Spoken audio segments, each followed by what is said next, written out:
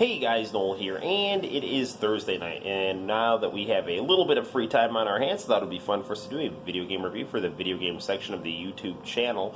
Tonight we are going to be reviewing Soul Calibur 5 to keep with our 5 for 500 series going here. We've got some Stranger Things happening here on the Commodore 64 1084S, and Hopper, he is like a fat Rambo. We all admire his courage here. And what better way to watch Stranger Things than on a high-quality 80 CRT monitor?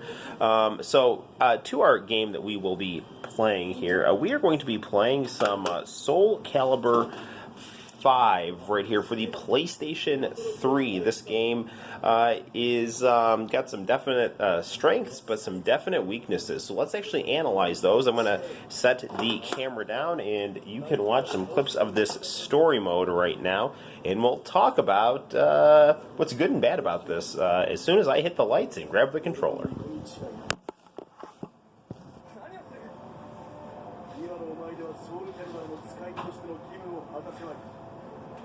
Okay, so what we see right now are some clips from the story mode of Soul Calibur 5. Now, if you know me, you know I like fighting games with story. However, I do get a little annoyed when the story and the arcade are so disjointed, where you have an arcade mode with no story to it, and you have a story mode that goes on for hours. And that's what we have here with Soul Calibur 5. Now, you saw some pretty cool pencil drawings on a sepia background, and that really is how this multi-hour, it's about 3-hour story mode plays out. And Soul Calibur 4 really was, in my opinion, the pinnacle of the series. We have a review of Soul Calibur 4 on the YouTube channel, so I suggest you check that out. But the gameplay and the character roster and the character creation was just so smooth and fun and well done, and the levels were very engaging and energetic while having a classical feel to them. So I think what Namco figured with Soul Calibur 5 was, well, there's really nothing more we can do with the old Soul Calibur formula and cast of characters, so let's make a Soul Calibur the Next Generation type game. But unlike Star Trek The Next Generation, this game's characters lack, in my opinion, some of the charisma and personality that the characters in Soul Calibur had before this game. And the main character we're actually fighting right now, his name is Patroklos. He is the son of Sophitia. He is in control of the Soul Calibur because the Soul Calibur apparently stopped choosing Siegfried and decided to get a new host. And the Soul Edge goes to Patroklos' sister, who's being controlled by Tierra, the girl with the hula hoop, the blade hula hoop. She kind of looks like Harley Quinn from DC Comics. Anyway, these story modes here, these scenes, they're pretty pictures to look at. But in all honesty, I kept falling asleep during this. I played this game for a few days, winding down after the family fell asleep. I'd lay on the floor. I'd have, like Classic Gaming Quarterly or Seinfeld on the Commodore monitor. I'd have the big monitor going with Soul Calibur 5, and night after night, I just found myself asleep on the floor because while reading makes me drowsy, this story is not terrible, but it's not fantastic either. It is very typical of these kind of Nietzschean anime type stories where it's also very reminds me a lot of the ending of Babylon 5's third season, where you basically have good and evil fighting each other, and good is too controlling, but evil is evil because it's too chaotic, and it's really the human will that's the best thing to do. And so the Patroklos and his sister basically break away from both swords, and the idea that humans know best is something that the 20th century taught us is a horrible idea. That's how we get the Titanic, right? Well, human beings know best. We made the ultimate boat.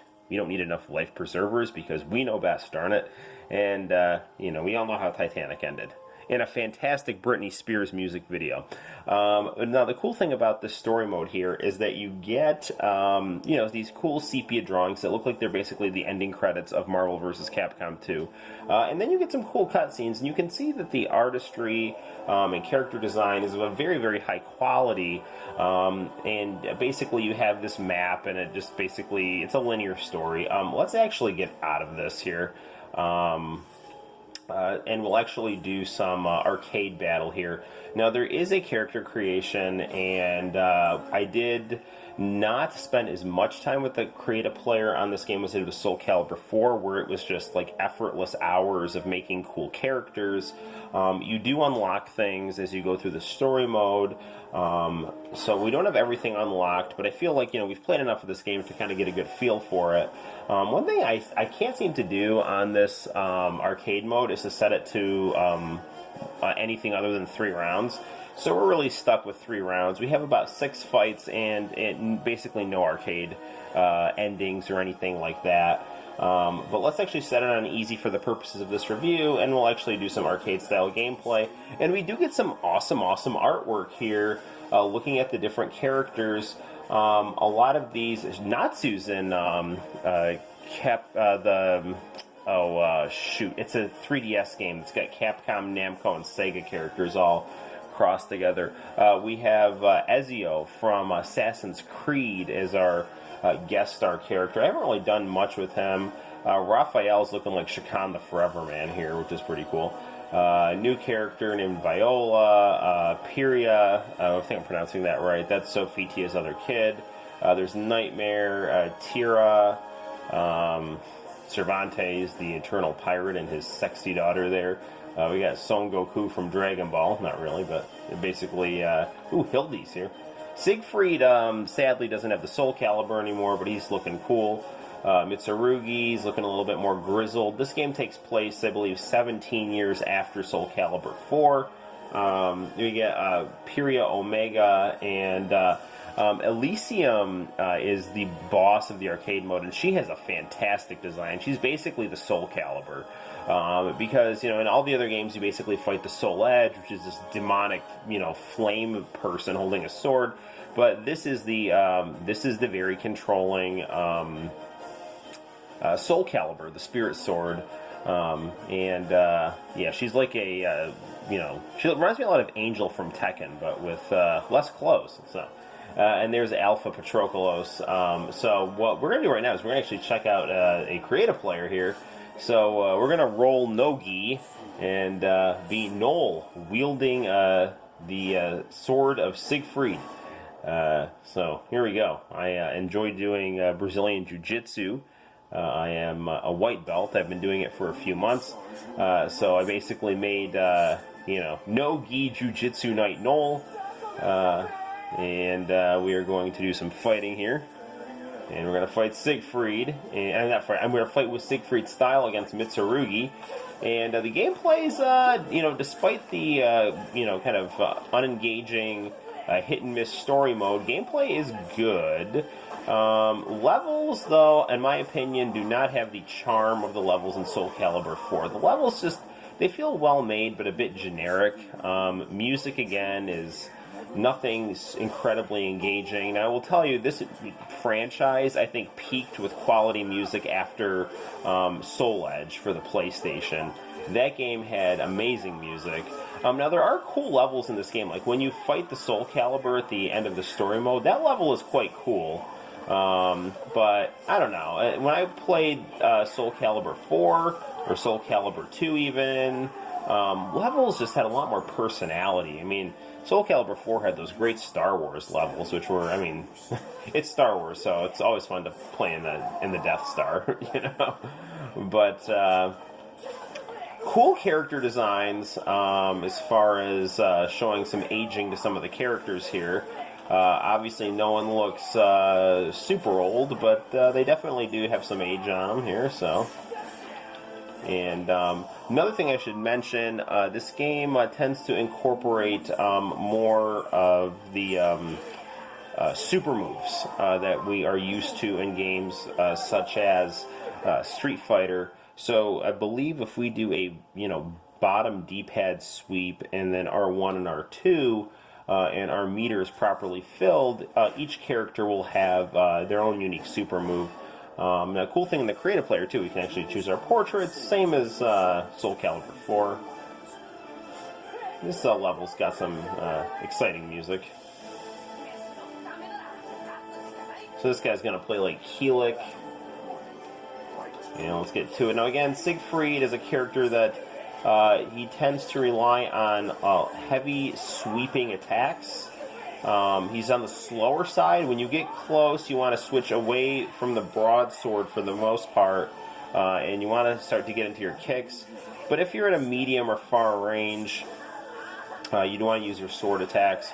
Right there, I used a straight thrust, which at that range was good, but if he starts showing some offense there, kicks are the way to go.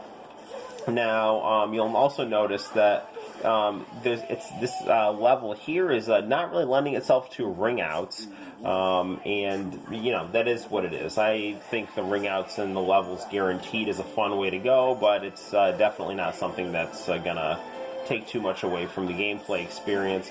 The ring outs do add this is a super move right there, do add an extra element of strategy, but again, people who are freaks for every little thing, if you're doing arcade tournaments or frame rate freaks or whatever, they probably feel like, oh well, you can kind of cheaply sweep the person out of the ring, and you can. That's what I do when I'm in trouble. And I got knocked out right there.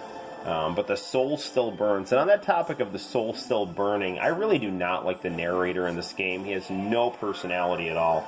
The narrator in all the other Soul Caliburs was, very funny. He's like, Siegfried lost, but the soul still burns, But this guy he sounds just very bored and uninspired. He just sounds like some guy just calmly reading off a script. And he's got no personality, that's just the thing. We'll listen to him. Yeah, I don't know. I just don't think there's much there.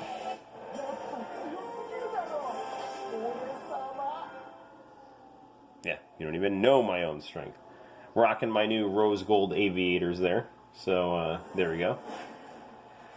We're going to fight Hildy. Apparently I actually don't remember the last time I beat the arcade mode on this game. The boss is a nightmare if memory serves me correctly.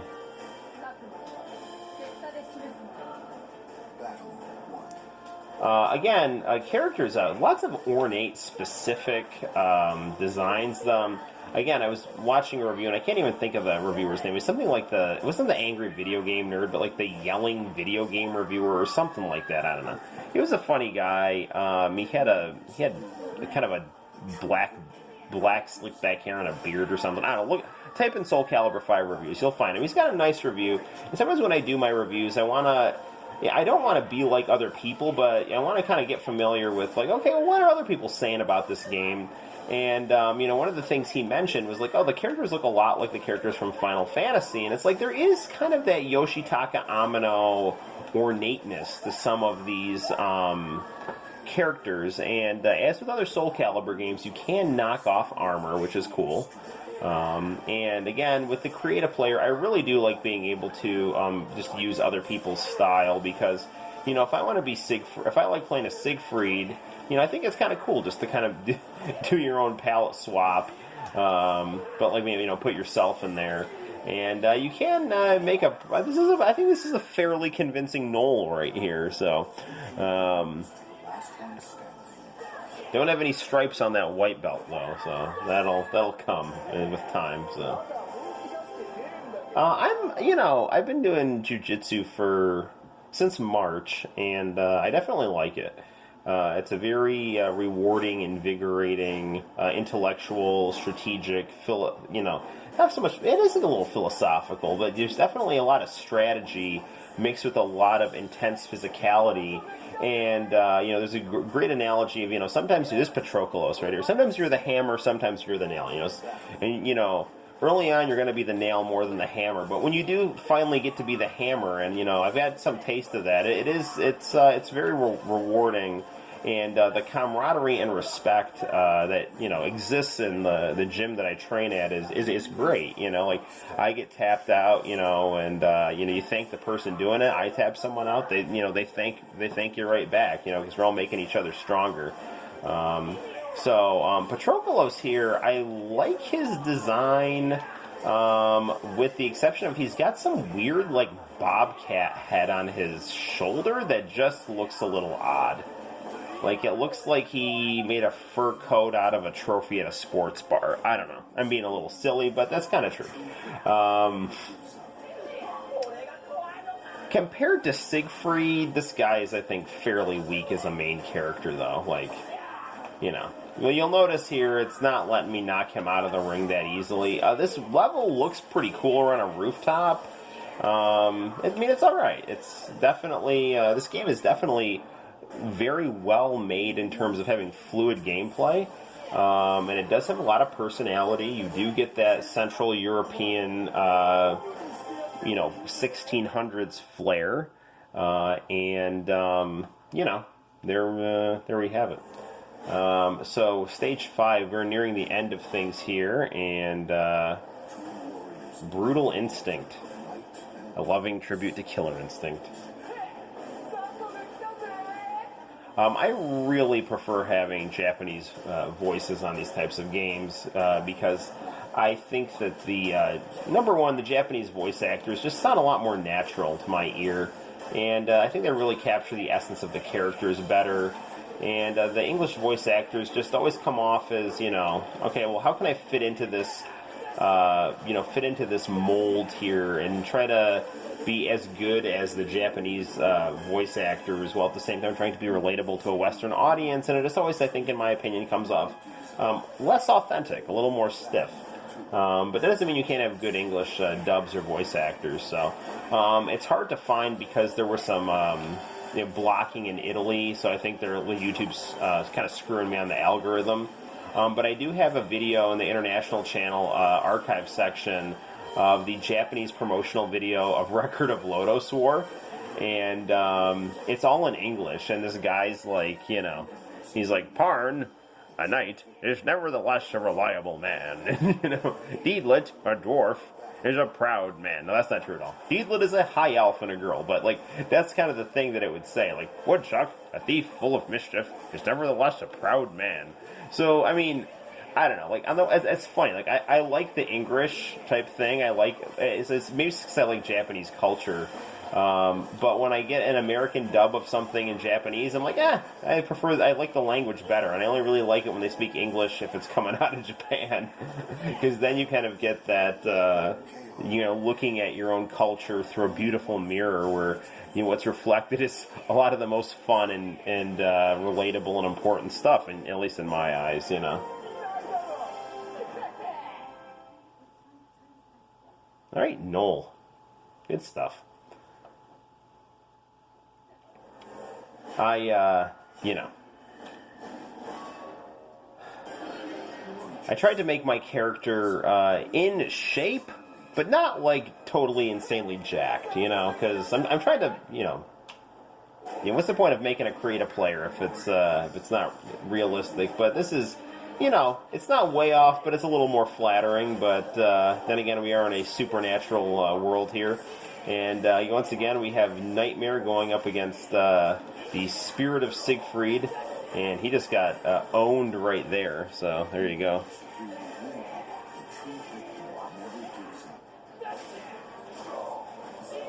I don't know, this narrator is just really uninspired in my opinion. It's like, even in victory, the soul gets up. It's not even, this is very much this guy's less charismatic than the Marvel vs. Capcom 2 announcer, and that announcer was just coma-inducing, Not that I'm taking comas lightly. You don't want to be in one of those. Not that I know, nor do I want to know, so...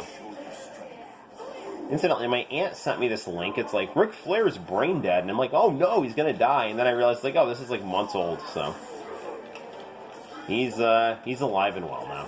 So, I don't really know how I feel about Eric Bischoff taking over SmackDown. I think he would have been better off helping out AEW. But, I don't know. Vince McMahon didn't want to compete with him again, so he decided to, hire him rather than let him try to get momentum and then use it against Vince. So Vince isn't going to make the same mistake twice and let him slip away and become a threat rather than an ally. Soul Edge is looking cool here, but it looked best in Soul Calibur 4 where it was all shiny and glowing. This just looks kind of more like something out of Akira. This looks like a bunch of tendons with an eye in the middle in the shape of a sword. I don't even know my own strength. And that's gonna do it. That's your fantastic arcade mode ending right there. So there we have it, guys. That is Soul Calibur 5, A Tale of Souls and Swords, eternally retold. So hope you enjoyed this review. Thanks for sticking with the full gameplay. And until next time, guys, my name is Noel. You take care, and I will see you later. Bye bye.